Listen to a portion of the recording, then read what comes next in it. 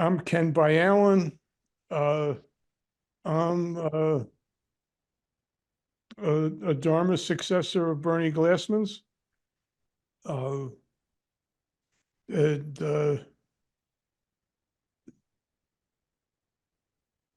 I don't know what else to say. Okay, I trained as a social worker, therapist, sociologist. Followed Bernie's social entrepreneurship teaching.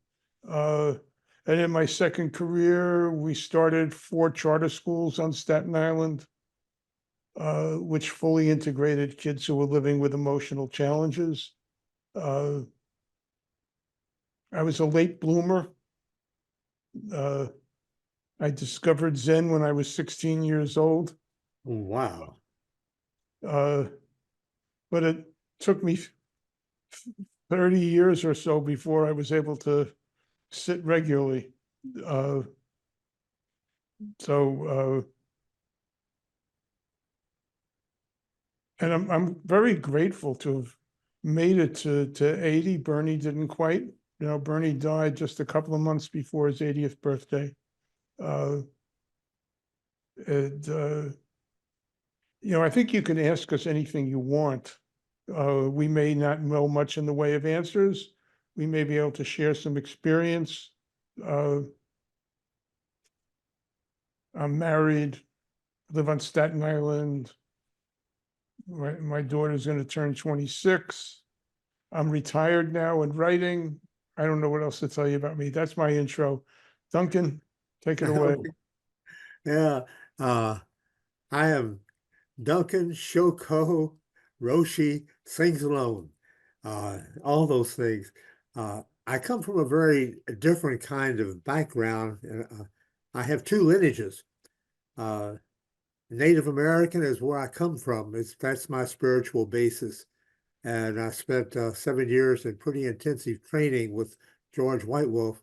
And that lineage comes from Stirrup to Grandpa Fool's Crow down to Dawson No Horse and George White Wolf to me.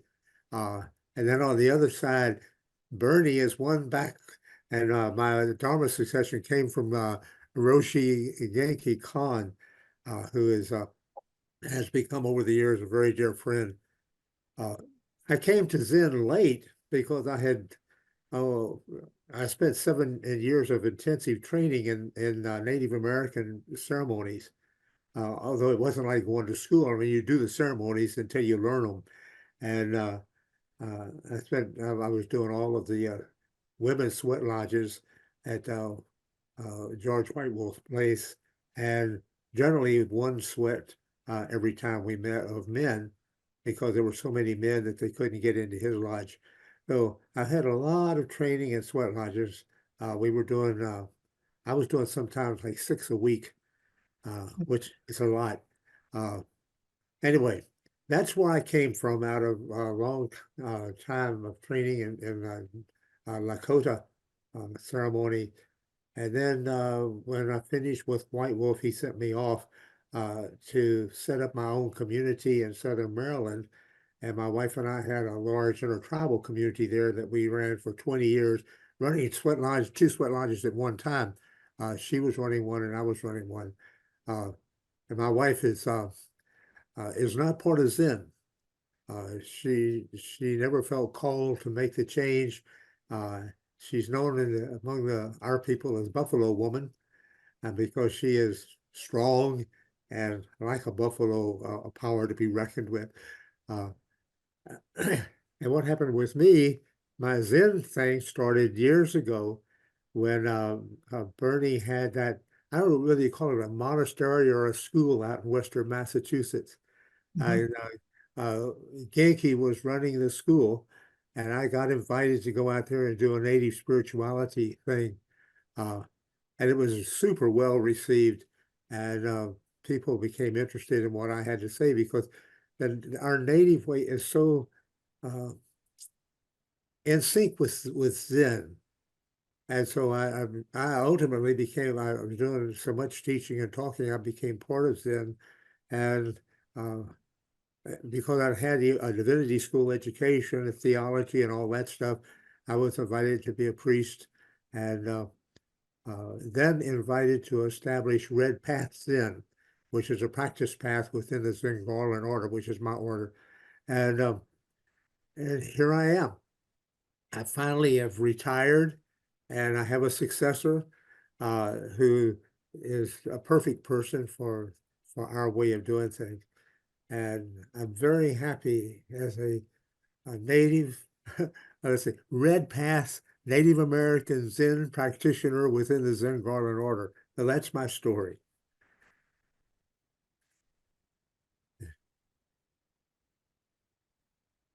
You guys, whoever wants to go first, jump in.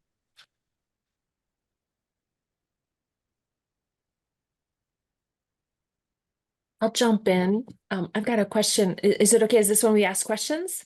Oh, please. Sure, Yes. tell us a little bit about yourself, if you would, too, so we. Okay. This could work into my question too. I'm ordained in the Thich Nhat Hanh tradition, order of interbeing, and also come with a Native American background, Duncan. And so incorporating the Zen practice into my Native American practice has been a process for me. And I do a lot with song. I sing in ceremony on the big drum for Sundance and for lodges. Oh, yeah. And recently, just looking at how to bring my pipe into the practice, because I'm a pipe holder. And so I didn't know if you had any thoughts on that. If any thoughts on bringing the pipe into the Zen practice for Yeah. peacemaking, especially. Um, uh, I use my pipe every day when I meditate. My preference has never been to be inside a building to meditate. I go out to the woods, and I live in the woods, and I have a place right by a stream and in the woods and surrounded by the sacred creation. And I hold my pipe because, as you know, in the Native American world, the pipe is it's the pipeline to the creator. It's it's the native stone, the red stone pipe, the stem, it's the stone, the stem is wood. There is always some buckskin on it. So you got animal, vegetable, mineral. You take the tobacco, which for us is sacred, and you burn the tobacco. And when you smoke, your breath goes out and you're taking in the creation and sending it out to the creation. So it's a way of doing oneness. So for me, I use the pipe a lot.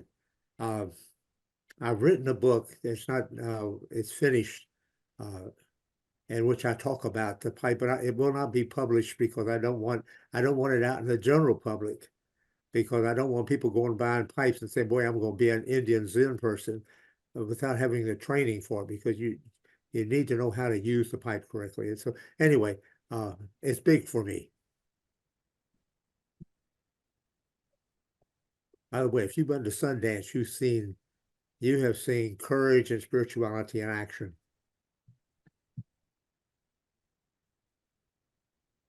Thank you. That's really big. I run into another native Zen practitioner here. Small world. Yeah.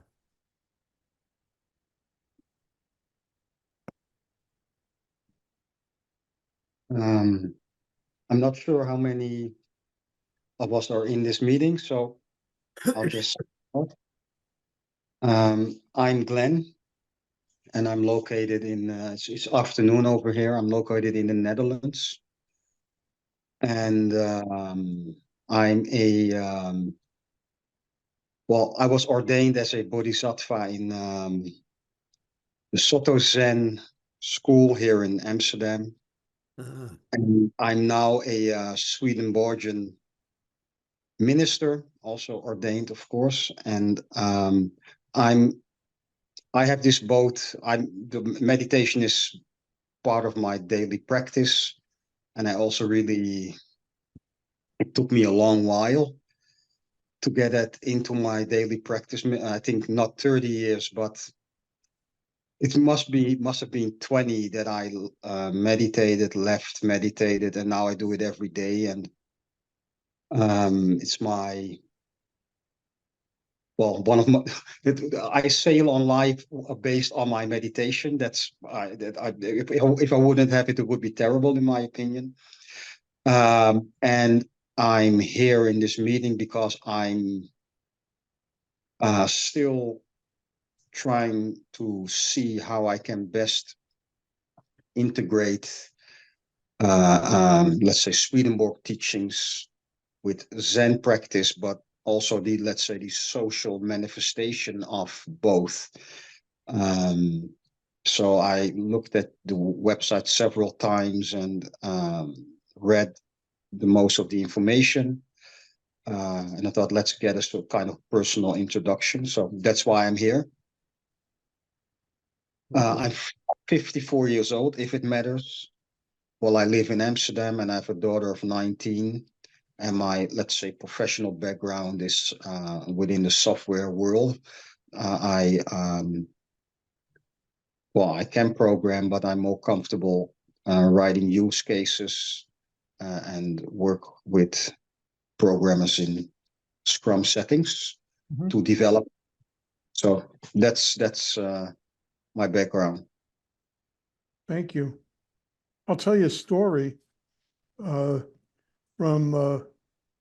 Roshi Bob Kennedy, who was one of Bernie's early successors.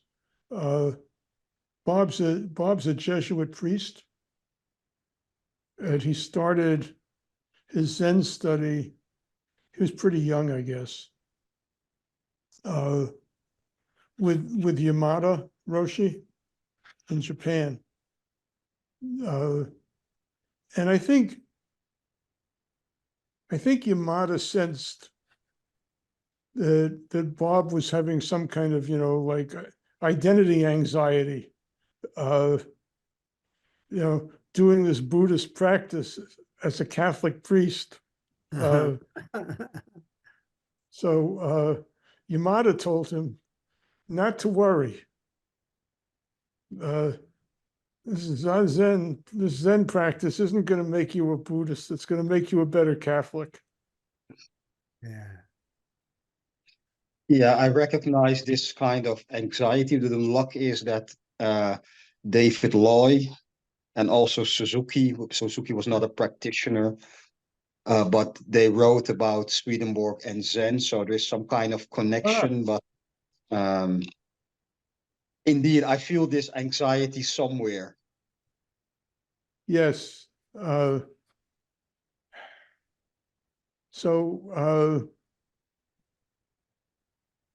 not to worry. Bob's going to be 91 this June. He's still leading sessions all over the world. And he's still a Jesuit. And he's careful that he does not violate his Jesuit vows or the rule. So when Diane and I got married, this was in the days, I don't know if you remember, the three tenors were very popular, Pavarotti and whoever else they were, Yeah. So Bernie had this idea that Diane and I should have a 3-sensei wedding. So the 3 senseis were going to be Bernie as the Buddhist officiant and Rabbi Don Singer and Father Bob. But it turned out that Bob couldn't co-officiate because at least at that time, I don't know if it's changed, the Pope was cool with interfaith Jewish Catholic marriages. Bob could have co-officiated if it was just he and Don Singer, but because we had this Buddhist guy in there, couldn't co-officiate, so he didn't.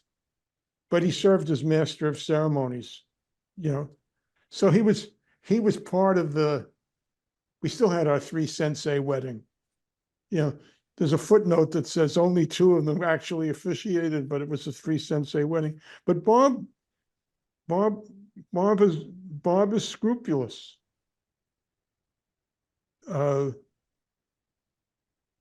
It, we had an event once on Staten Island,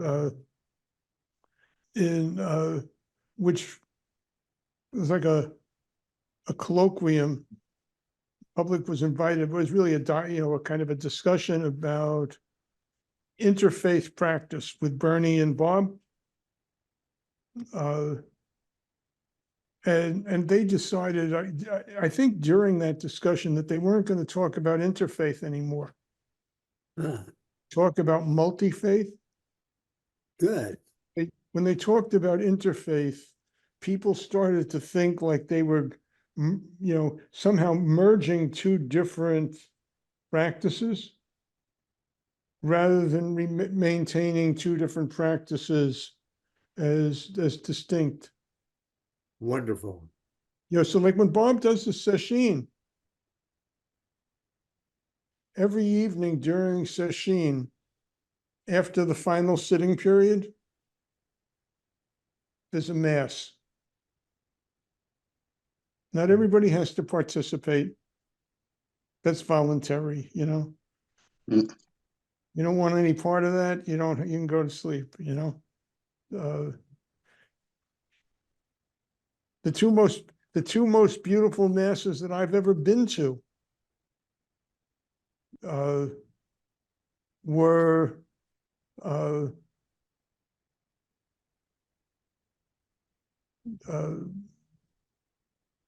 that in those evenings. One that Bob did, where he basically did the mass almost entirely in silence.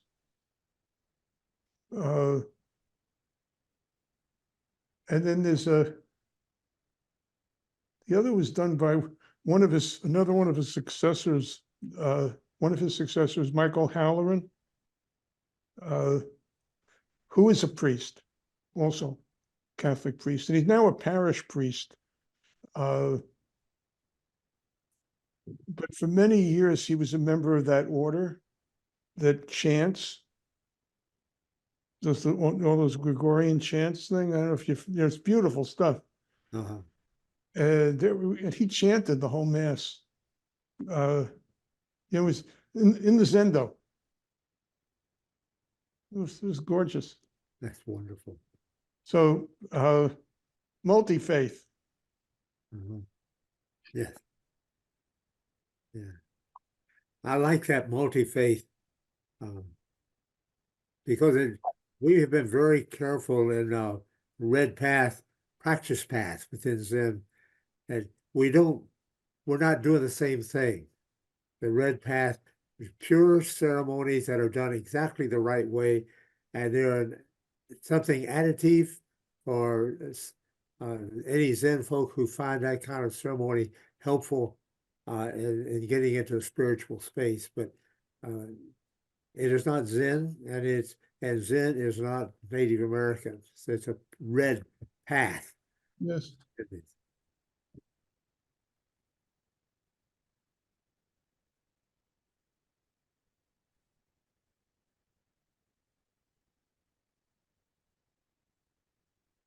I'm I would like to know how I have read the 3 tenets, and I've also listened watched these YouTube videos about the circles, and still I feel insecure about how would I do, let's say, something like Zen Peacemakers within the Swedenborg domain and go outside. What would I do? How does that evolve? It's like a statement and a question combined. Mm.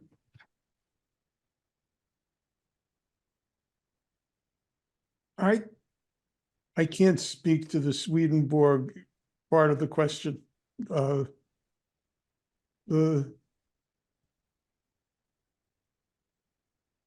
the peacemaking piece is, for me, is responding to what's in front of you.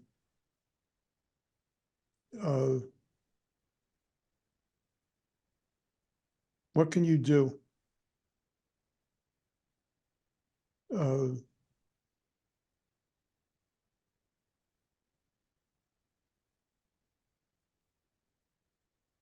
What's right in front of you?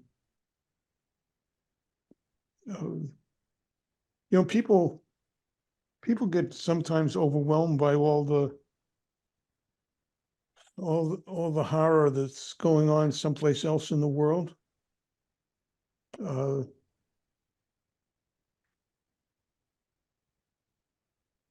And yet they can't go there, choose not to go there. But there's plenty right in front of you.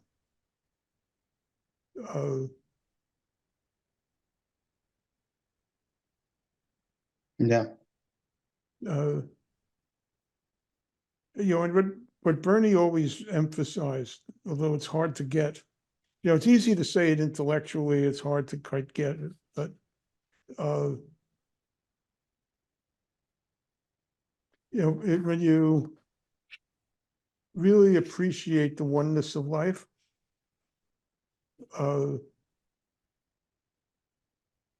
then when you help respond to the suffering that's right there in your life, you're responding to all the suffering in the world.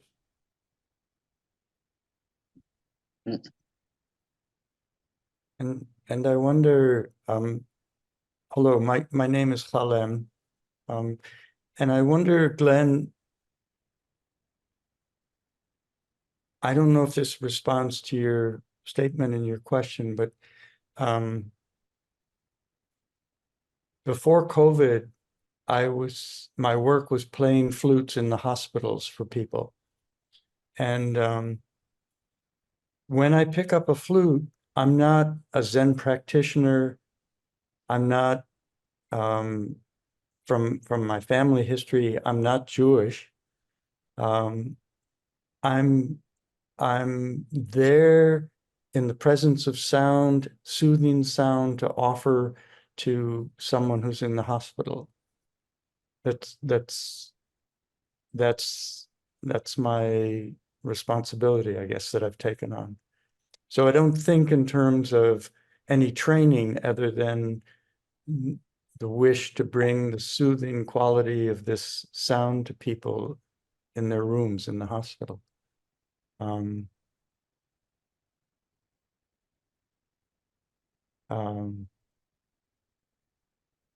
it's curious to me, two people who've spoken of Native American practice, and I tend to come into things in the back door. So in the early 70s, I lived in New Mexico for 2 years and was studying ceramics, and spent as much time as I could at the pueblos during the ceremonies, listening mainly to the drumming and the chanting and watching the dancing. And it was only a few years later that I was introduced to the flute. And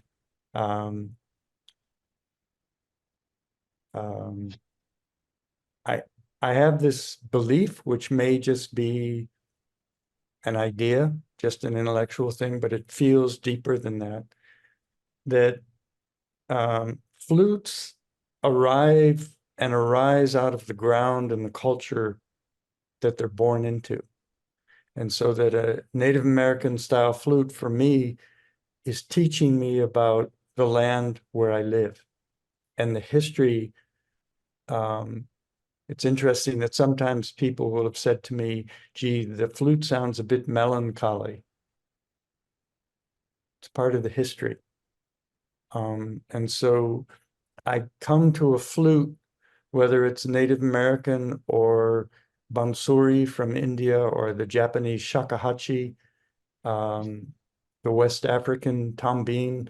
For me, they all are teachers of the culture and the land out of which they grew. And so the voice and the sound is always a different voice. But I always come to them. I don't, my whole approach to music is improvisation. In this moment, what comes forth? And so each flute is an ongoing teacher for me of sort of the multi-faith, multi-cultures around the world. And just as a little bit of introduction, I guess, of myself, it was studying ceramics that brought me into Japanese ceramics, that brought me into the Japanese tea ceremony, which I studied for a while. And so I began working or studying Zen around 2000 with a student of Bernie's, Mui Baragato.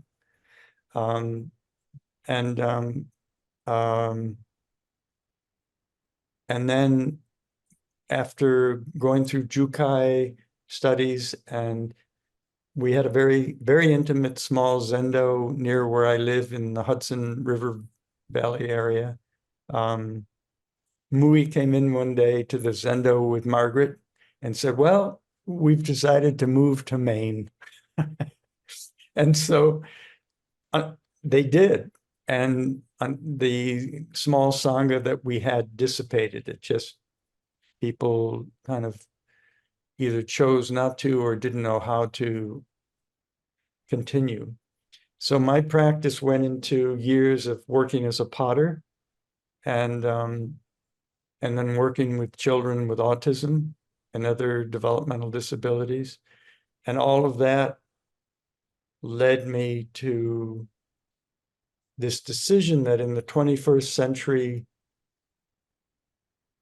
I couldn't comfortably continue working in ceramics, making more objects, using glazes, chemicals, electricity, wood burning. So I decided, even though I still love ceramics and pottery, that I needed to put that down. And I needed to look for a way that had less impact on our environment. And that was for me sound. Music has always been a part of my life, but that led to picking up flutes. My life partner died in 2013 after dealing with cancer for 6 years. And that was the beginning for me. She was an incredible teacher of living and dying. I'm going on a bit, but when she was in the hospital, I brought my zabuton and cushion into the hospital room and stayed with her for the week that she was in twice, 2 different times. And I began to bring the flute in to play for her. And then that led to playing on the oncology floor, that led to playing throughout the hospitals, which led to the work in the hospitals and leaving the other work that I was doing. So long-winded way of saying, in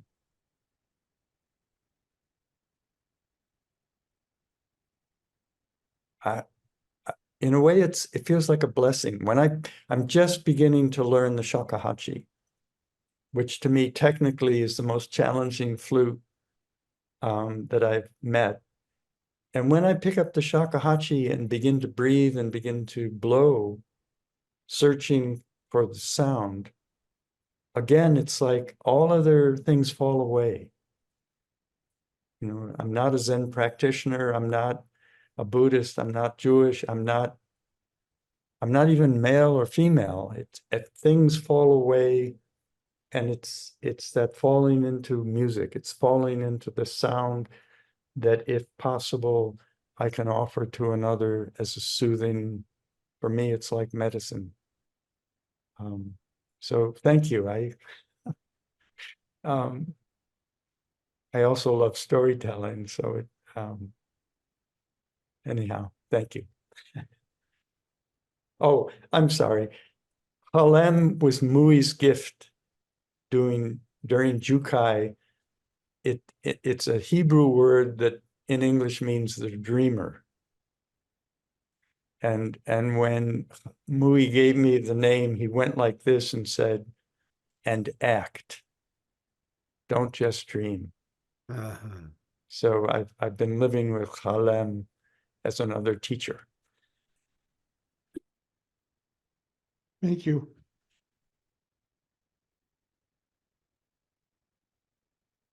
Jenna, did you want to jump in?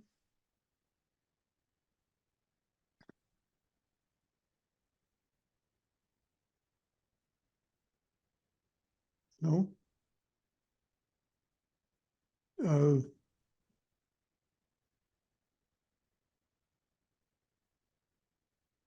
okay.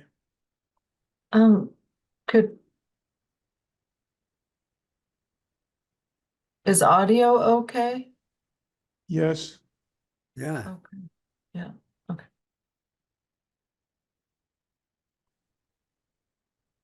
Well, I guess I'll introduce myself. I'm Chloe, I'm staff here at Zen Peacemakers. I would say I first got interested in Buddhism in the 90s, actually. 12-step programs got me interested in spirituality. And then I read some Thich Nhat Hanh, which got me interested in Buddhism. And I actually worked in Japan and met a Tibetan Buddhist teacher there and studied some Tibetan Buddhism. So I've studied quite a few different lineages or types of Buddhism, Zen, and right now I practice Japanese tea ceremony. So it's interesting because I have noticed sometimes it can be difficult when you get exposed to so much and different types of Buddhism. It's great, but sometimes, you know, you kind of can get confused about, okay, what should I practice right now because I have these variety of teachings. Have you ever had any experience with that? Because, you know, of the multi-faith situation. Okay.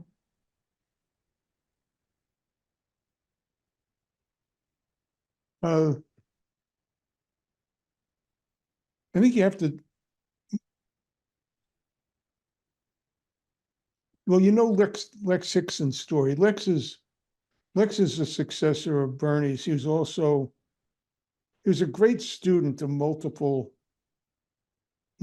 spiritual paths. He's a Sufi sheikh. Bernie gave him transmission actually after he died. He's a longtime student of Bernie's. He studied lots of different faiths. You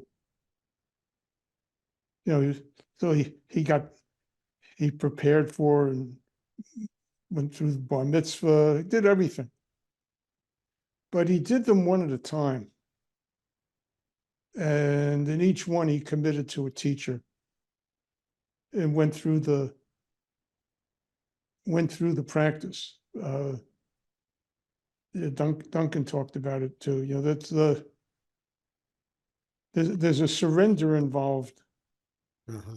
in the commitment to a teacher,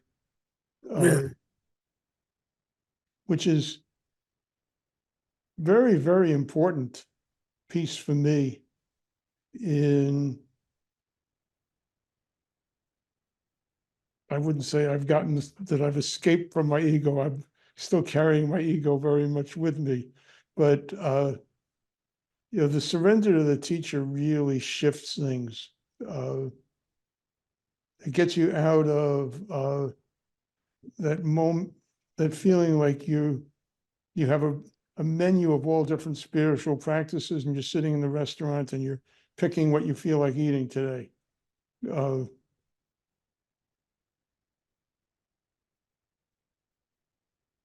Somebody's got to tell you to stop coming into the sweat lodge with the sheet and put the towel on. Yeah. Wow. I must tell you a funny story about in White Wolf's place. They didn't like white people, and he was really pissed with me because when I started dating a white woman, he said, "Duncan, you're bleached enough already. You've got to get back into the people," But he always had a Jesuit who practiced with us, and they over time would be different ones. But we had this one young Father Tom who was at every sweat lodge once a week on Saturday. He would be there at sweat. And there's a place in the sweat lodge where you pray. And when he came to his turn to pray, he said, Tankashila, help me deal with my lust toward women. And, we hear the prayers. That's where we're coming from. And he gets around the back, and the fellow back there, Pete Guterman, who was the one Jew who was always at the sweat lodge. And Pete said, "Oh, Tankashila, hear Father Tom's prayer and take that lust away from him." Father Tom piped up and said, "Oh, no, grandfather, don't take away my feeling for women. Just help me deal with them." That was the most honest prayers I'd heard in a while, I thought.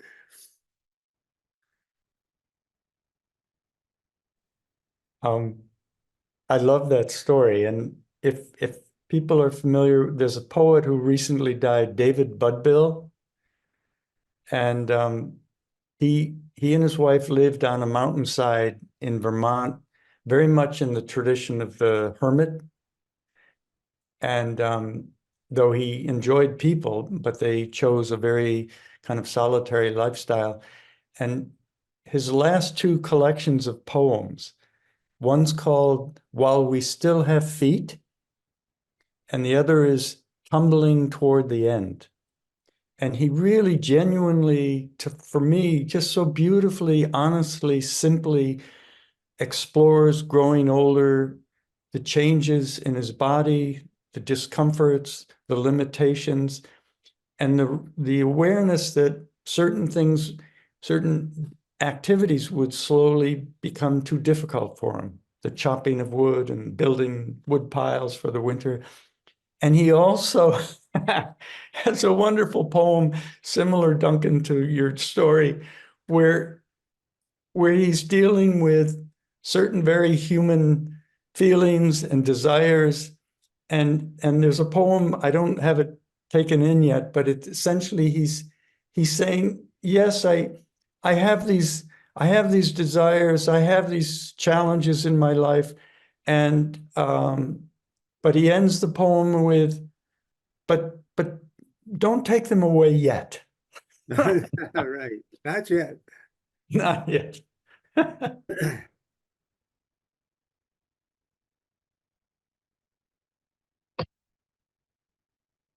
Well, I'm dealing with a lot of those things right now. I'll be 90 in a couple of months. And so, as you get older, you just adjust to where you are. I got to the point I couldn't walk well. I used a cane. When the cane wasn't working well, I have gone to a rollator.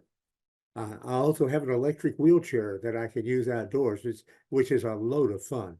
But it's just you just keep dealing with where you are, and thank God, I feel like I'm just paying a price for being 90 years old. And it's I was at Pima Children who said, "Don't face the future with fear, but face it with curiosity. What's coming next?" It's easy too, when, like me, I'm not in pain. When you're in pain or you got something really wrong, that can be harder. Isn't that right, Ken? Yeah, it's kind of amazing. Yeah, a thought that came up for me,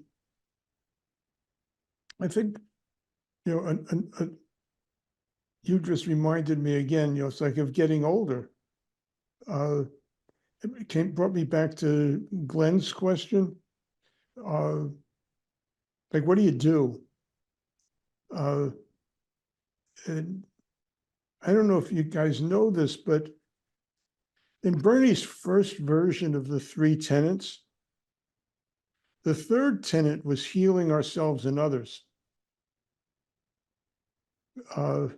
which to me has always been the best wording. He changed the wording several times over the years. But if you want to look for where your passion is, look for where your suffering is. Mhm. And as you work with it, you realize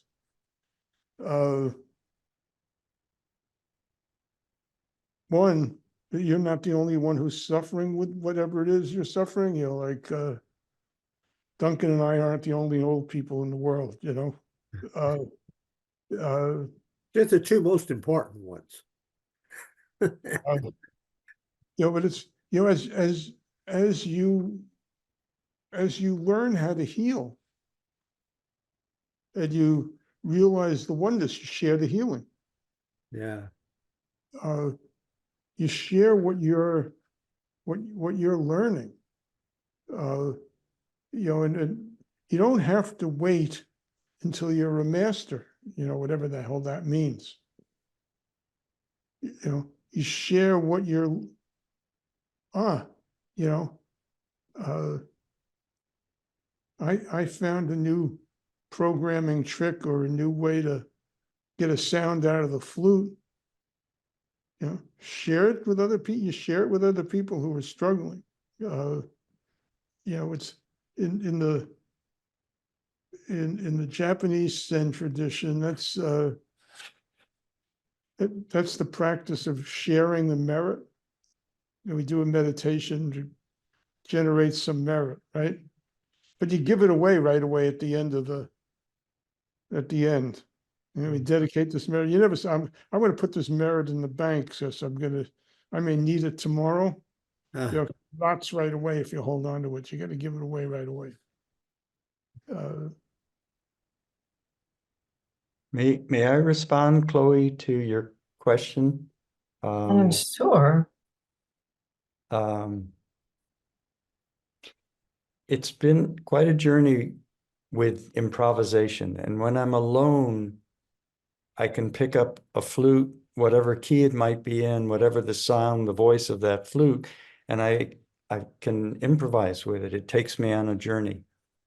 As soon as I begin to play with another person, my wish is to see how I can be in tune with, how I can be in harmony with the person. And so, depending on who I'm with, what the instrument is, what their tuning is in Western kind of musical terms, I look for the flute that feels right for that particular moment of harmony. And so different instruments, different people, different tunings calls for a different flute, calls for a different voice and presence.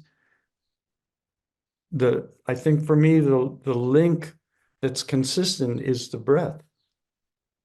And through the breath, seeking harmony with the person I'm with and their instrument.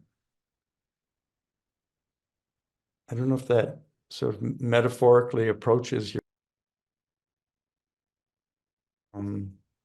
Yes, yes, thank you. And coming back to the present moment is something that they all seem to relate with. I would like to share. I had dreams a while ago. I don't remember my dreams very well, but this one I remember perfectly. I was dreaming that I wanted to access some kind of cave for some reason, and there was a waiter at that cave.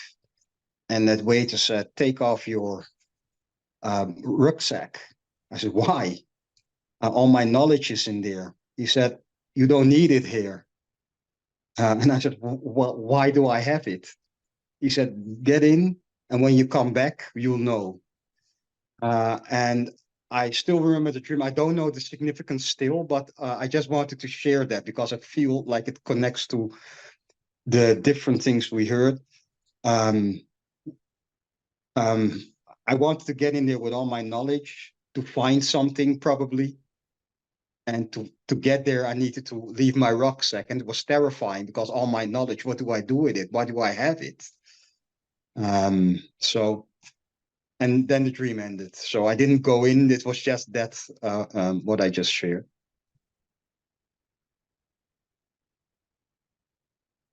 Yeah.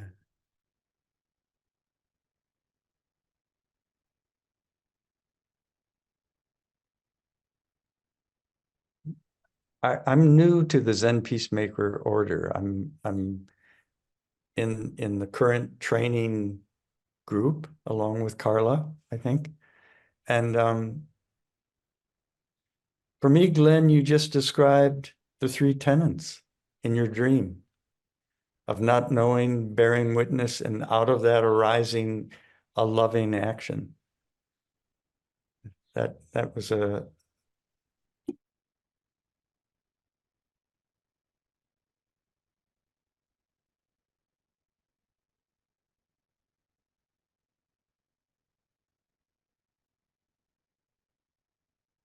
We have about 10 minutes left. Duncan, you have some thoughts you want to share as we move toward wrapping up? Well, just responses to some of the things that I've heard, the place of music and instruments, and um, among our people, native people, we have songs with words, which are very important. But for me, the most incredible songs we have do not have words. They're vocables, because we feel like words hide so often what's really in our hearts. But if we're singing with vocables, ah, ya, and so forth, you can carry what's in your heart without shaping it into logical words. So we have songs that are almost bring you to tears to hear them, which we use when we putting someone on the hill for Vision Quest. There are other songs which are just devotional, no words, but you can feel it's the song of the heart. So it's very much like I think what everyone else is saying. You use your instruments and so forth, improvising, but it comes out of who you are, and that's for us. We have the flutes, of course, but the big thing we have is the drum. It's surprising what you can do with the drum. You get the big old drum going with people singing vocables, but established tunes, it's something else. My coming to Zen, I'll share a dream very quickly. Back years ago, I mean, I'm 90, I'm talking now back, probably in the late 50s. I had a dream, and I'm not the person who has dreams that they remember, but I had this dream and I wrote it down, even drew a picture that I was being taken off the shore in a small boat, well, with a woman who was guiding me, and there was a man at the helm, and we're going off, and I'm not sure where the heck we're going, but I'm interested in being there, a little anxious, and we're coming to an island, and as we approached the island, the first thing I saw is wooded, and was a Buddha up in like a Buddhist temple, but up in among the trees, beautiful Buddha. But we didn't stop there. I was saying, hey, I didn't know anything about Buddha back then. I knew there was Buddhism, but I mean, whatever. And but we didn't stop there. We went around beside the mountain, and they let me out. And when I got off the boat, they took off and left me. And I walked a little bit, and I came upon a group of men around a fire. And I was told that this is where I should be. And so I stopped and stayed with the men around the fire doing what they were doing. And that was the end of the dream. I never did any further. But for me, that dream became the story of my life. Not knowing where the heck I am, being taken to a place where I was introduced to the fire, the sacred fire and the men, and spending much of my life there. And then ultimately being taken on the rest of the way around the island to the Buddha, and finding how to integrate my life into the Buddha world, into Zen. So that's kind of a short story, but all out of a dream. And I've still got I drew a picture of the Buddha, which I still have in a little notebook upstairs where I was keeping other kinds of notes. But I love being here and like where I am. I'm so honored to be invited to be with the elders in the Zen Garland tradition. And I love Bernie. I didn't know him personally too much, met him only a couple of times, but read his stuff and was totally turned on by it. And now finding my place in the Zen Garland order, but we're still walking the same path.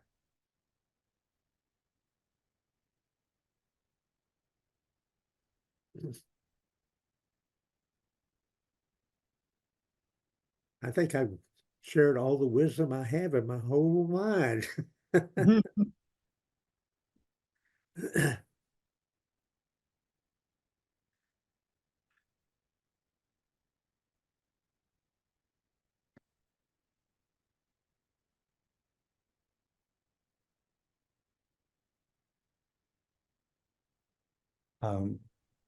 I hope I'm not too talkative, but Duncan, what you just said brought for me back to the early 70s when I was in New Mexico at the Pueblos. And one of the things that really touched me was watching the women dance in the slow dance. And it was as if every step was this gentle, tender, I love you to the earth, and also thank you to the earth. And when I've seen, I haven't been to Plum Village, but when I've seen the slow walking meditation with Thich Nhat Hanh, that too, to me, was that that very tender connection with the earth, with such gratitude and such love, such affection and appreciation. But that in the 70s, that experience with the dancing was really powerful. Yeah, yeah. The grandmother was vibrating, and the dancing of the women on just a very gentle, they're responding to the vibrations of the grandmother. It's a beautiful thing. And in Indian dance, you see, if you see pictures of the powwows, the fancy dance, a lot of kicking and jumping and carrying on. That's not the tradition. Even for the men, it's a very different, slower, searching kind of dance. And the women is always that gentle, just the gentle in rhythm with the grandmother. It's beautiful to watch. Yeah. In Zen, one of the classic representations of the spiritual path is the ox herding pictures. And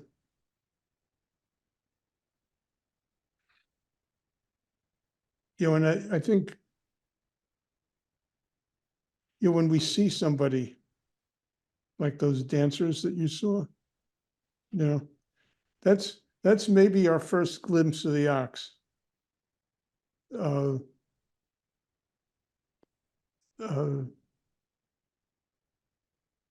My first teacher was the Rinzai master, Yudo Nakagawa.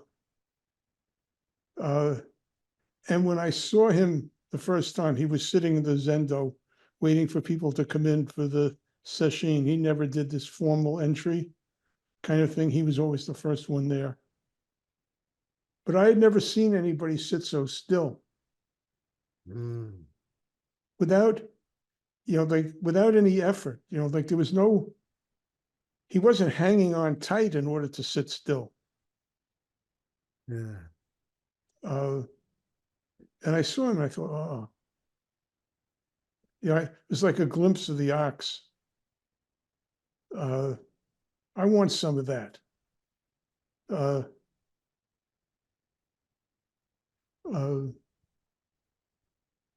the glimpse is important, but it's a long way from there to riding the ox, taming the ox, and going back to the marketplace. Uh-huh. Uh, uh, and it's easy for us to get lost along the way. Yeah. To keep feeling, I got it, I got it, I got it. I don't know if any, remember it was a TV show. I guess it was like in the 70s, Get Smart. And Maxwell Smart would keep saying, I got it, I got it, I got it, I don't got it.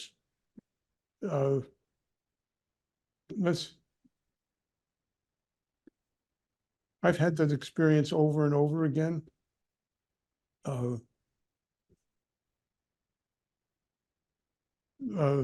Till now I know I don't got it. I mean, it's not that I don't got anything, and it's not that I haven't changed.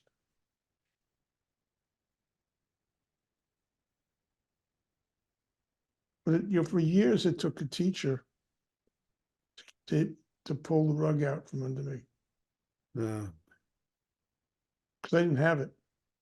Thought I had it. yeah.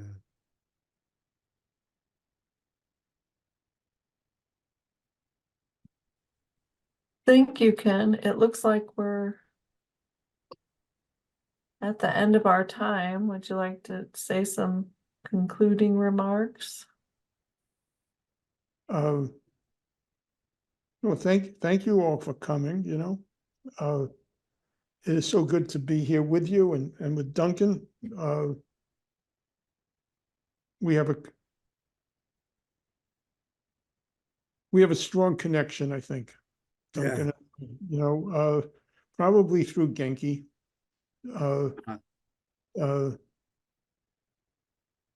That there was a certain Bernie was doing the transmission in pairs.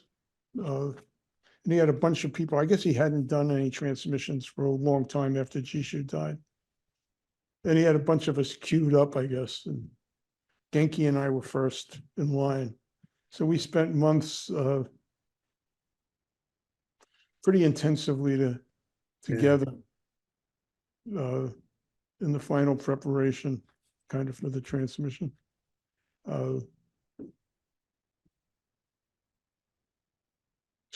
It's good to be here with you. Yes. I love all of you guys. Thank you.